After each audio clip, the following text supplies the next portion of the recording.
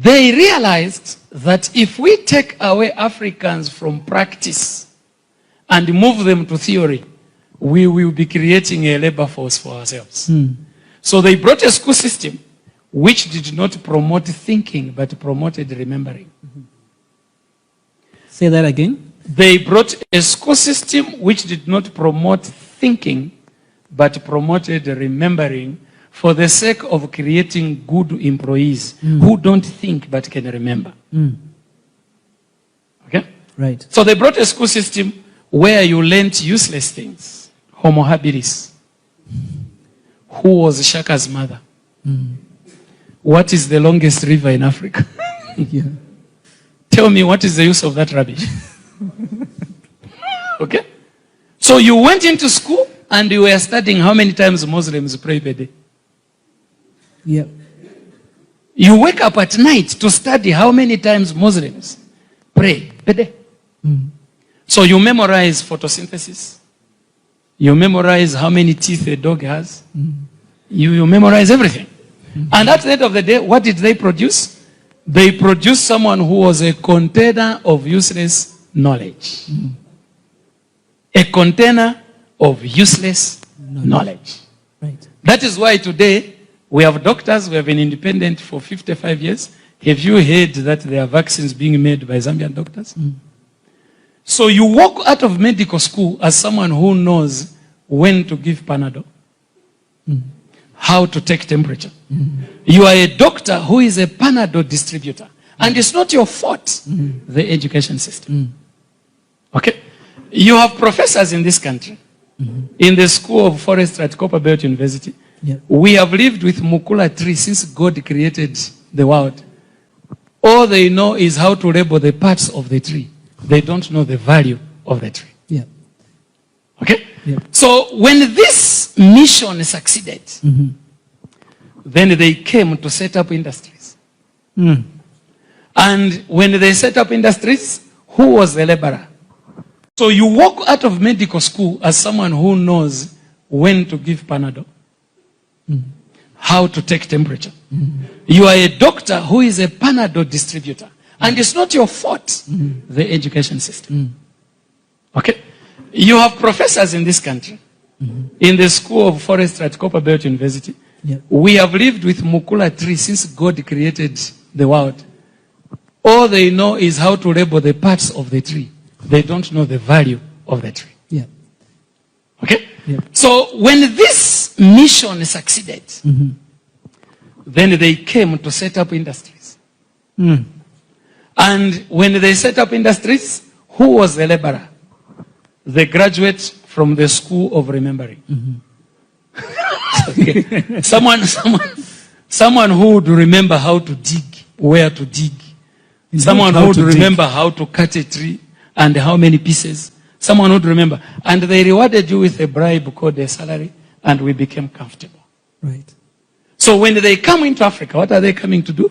They are coming to reap your resources, and you are a means of production. So this is what made Africa poor. Yeah. And I think Ghanaians, nearly the whole nation, is, are critical patriots because we are a highly politicized people. Ghanaians don't sit. People discuss, they talk, I mean, all over. We've always been like this, and I suspect we'll be like this. Ghanaians are political from when they are 3. And they are political when they are over 100. So in that respect, I am not such a unique Ghanaian. I'm just a Ghanaian. You didn't mind being a member of a military government? I won't answer.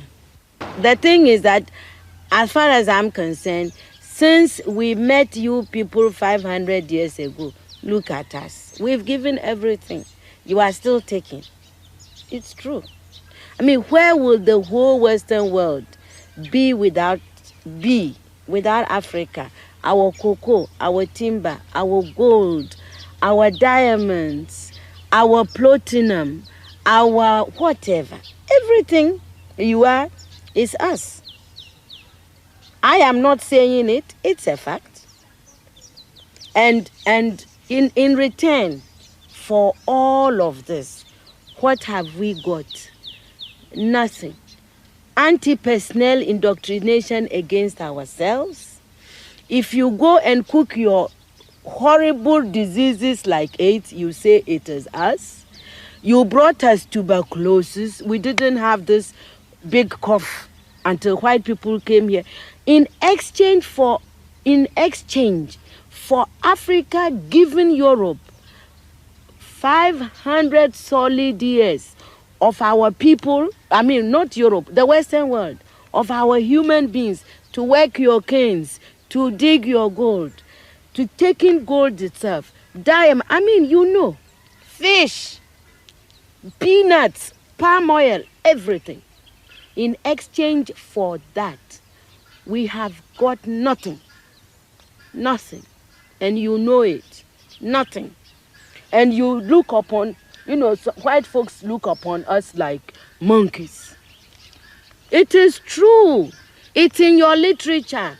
Hey, you know, some of your best thinkers have said this about us. Have you heard of all these Germans? Have you heard? Okay. Yes. They said, Lord Burton, yes. People like that, they said, we don't even have the brain of animals. That's what we've got from you people. But don't you think that this is over now? Over where? Is it over? Who said that AIDS came from the green monkey? Is it over? Is it over? Well, if this is your impression, do you think that you can ever forgive us? It's not a question of forgiveness. I have nothing against you. My point is that you did and you are doing for your survival what is necessary. We can't blame you for that. The fact that we didn't do enough for our own survival and we are still not doing enough for our survival, that is not your problem. You know, even everybody that God has created has a sense of survival. You know, and if we don't develop it, we can't blame white people. You came here because you needed these things. You took gunpowder from the Chinese. You needed them to shoot people. And I think we are in Africa. We are in danger of making foreign aid a kind of policy that is wrong. I think that it humiliates our people.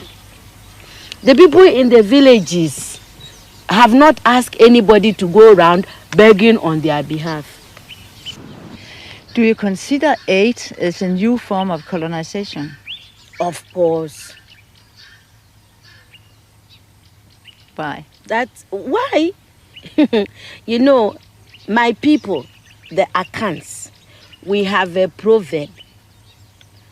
It says that good morning, thank you is never enough to salt anybody's food forever. You cannot build your life on thank you, morning, thank you, English, thank you, God. You know, which is what aid makes. You know, we are always receiving. Nobody, look, and I don't care who hears, nobody anywhere in this world is going to send you their best of anything. Do you see? Neither the experts nor people, you give us what you can afford. Aid is the leftover, really, and it cannot be enough. But aid, you can, when, you know, the world is, now the world is one place. So, there is nothing wrong if my house is in a crisis and you offered me something. There's nothing wrong, you know, because there is interrelationship. But a whole nation, a whole continent cannot live forever on aid.